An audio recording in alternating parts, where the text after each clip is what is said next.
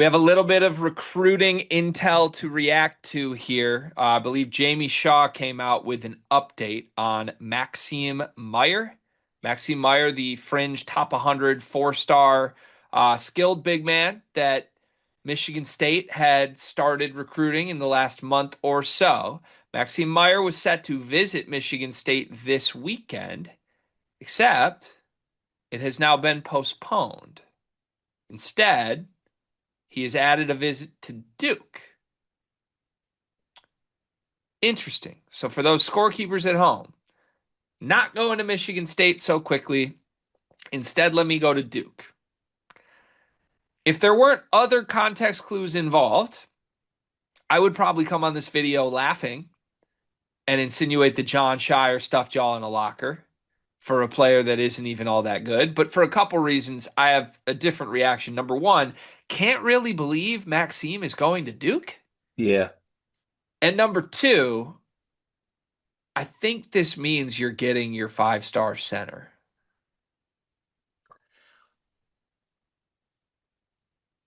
Just come be the center I need. Ethan, dog, you look good in green. You don't need a Maxime Meyer when you got an Ethan Taylor, Gregory. And you know what? What is it like? Read the grape leaves. What's the term? Read the tea leaves. Tea leaves. Yeah, not a tea guy. Respectfully, iced or hot or green or black. Respectfully. But yeah, I mean, if you have a guy like Ethan Taylor in the fold, you don't even want to waste a plane ticket on Maxime Meyer. Which, by the way, my family has a house in Florida. Flights in and out of DTW, like from here to Florida, a nightmare. Whether it's Tampa, Sarasota, wherever. So we saved that money. Add a couple more meal plan swipes to Ethan Taylor's little Spartan card. What do they call them? Spartan cards, whatever that is, in Brody, and we feel good about it because we don't need a Maxine Meyer when we got an Ethan Taylor. That's simple math. You know that, and I know that. I do know that, sadly. Yeah. Say Uh, you know it, Greg. I, Loud.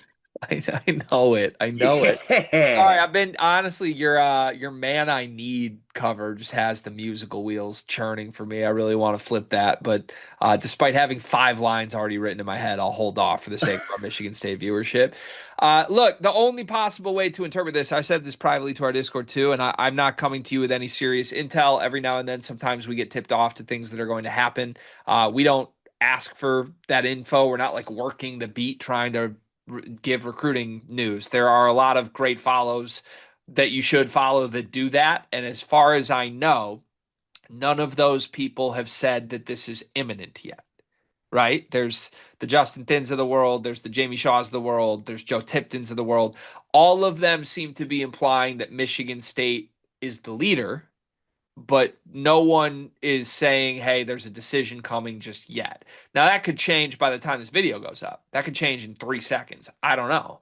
That's just my interpretation of, as I'm talking right now, where things stand. As someone who believes that's where things stand, that Michigan leads for Ethan Taylor, but he hasn't given them a time he's going to commit yet. The only possible way to interpret the postponement of a Maxime Meyer visit to me is that Ethan Taylor is coming. I think that's the only way that happens. I don't think Maxime Meyer would cancel on his own. I just don't like the kid's going to Duke. Like, this isn't a kid Michigan State shouldn't want at this point, no matter how you or I feel about him. So, like, if Ethan Taylor wasn't silently committed right now, I think Izzo wants Maxime Meyer on campus to put pressure on him. No? Yeah.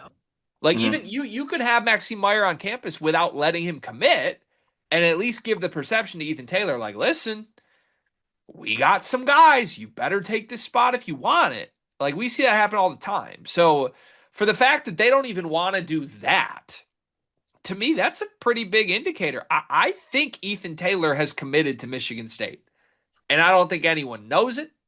I think it's been silently communicated, and I think it's going to come out in the next week, would be my guess. And if that is what happened here, and if that's what's right, first of all, let me be the first to congratulate you on your superstar center. Second of all, let me be the first to say I'm terrified of what Tom Izzo's doing. He just won the league with Shimon Zapala at center by 3 games. That team had, I mean, like guys averaging like 8 and 3 in the starting lineup. And now he has Carlos Medlock and Ethan Taylor and maybe Josiah Jervis and that other guy in between them who's not all that good and is honestly exactly like the guys you get every year that doesn't scare me. Avent, he's fine. But like, this is a game changer. And I congratulate you if this is what happened. Dion, how's your job going? Beginning of the school year, everything's like a little up and down. One of the biggest issues we've had is we can't find any uniforms for our girls' sports teams. Mm, that's a difficult thing to find a solution for. I know damn well all about that because I got a daughter that just turned 2. She's into sports and she's already outgrowing every little piece of sports apparel she had. Thankfully, I know Clara Kate Creations. Clara Kate Creations was started by a former high school teacher who quit because it wasn't cost effective to send new twins and a 2-year-old to daycare. She found it easier to make girls' sports apparel than finding it to buy.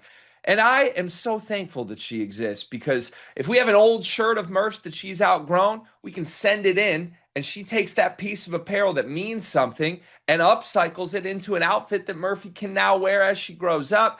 She makes great stuff. It's honestly kind of like your fullback's wife, Kyle Juszczyk. Is that how you say it? She does that. But honestly, I think Clara Kate's coming for Mrs. Juszczyk's job.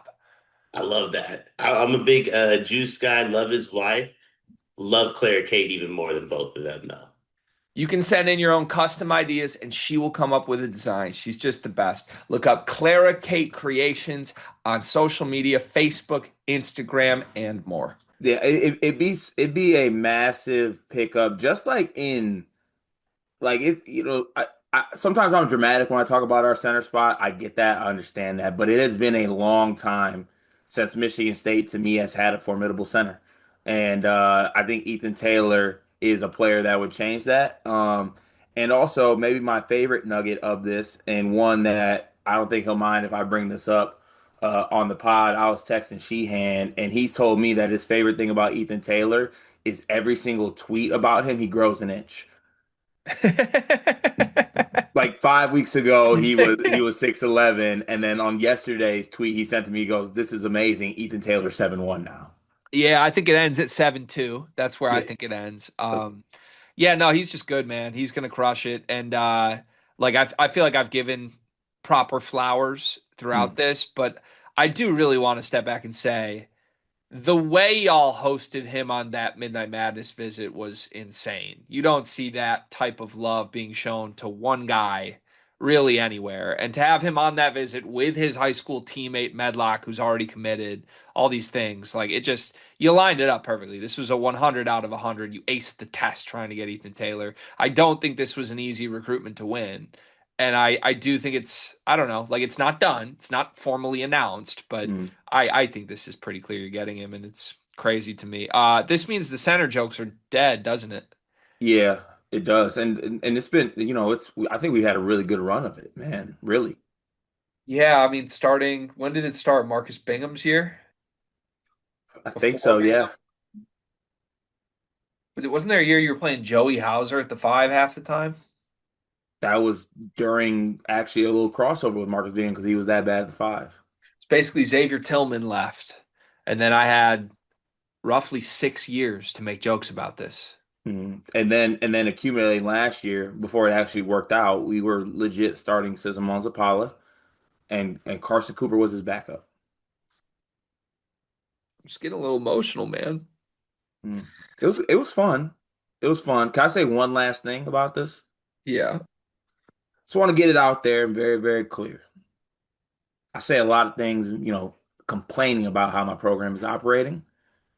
I'm very much in line with how this staff and Coach Izzo is moving this summer. It's refreshing. It's great. I love it. Yeah. I really do. I mean, turns out when you win the Big Ten by 3 games, really good players want to come play for you.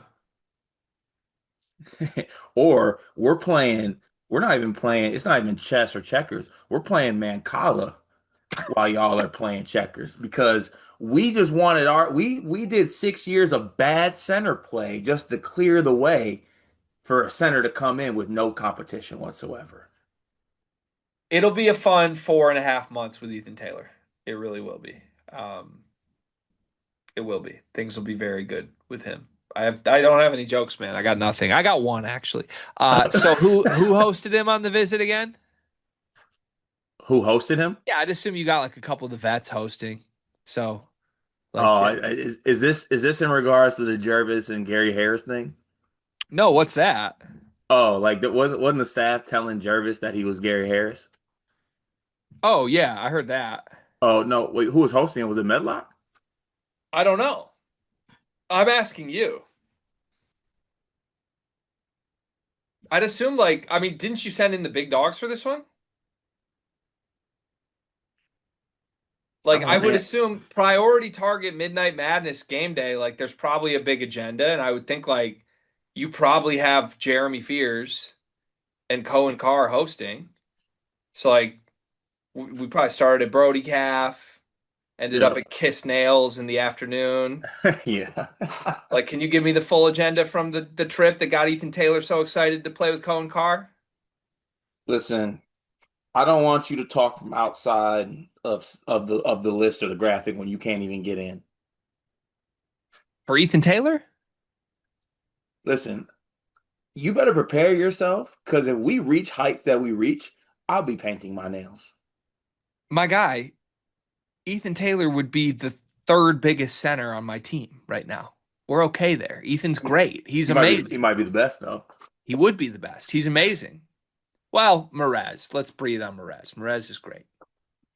That's my guy, Merez. It's yours. Do you think Merez gets his nails done? He might when we steal him from y'all next year. That's our next devious move. A front court. You're taking Merez. It's Merez, Ethan Taylor, Senior Cohen Eh, Carr, Jeremy Fears, and at the two, Trey McKinney. I gotta be honest. I don't think Merez is a culture fit with all you guys are building right now. I just don't. He doesn't seem like a Cohen type to me.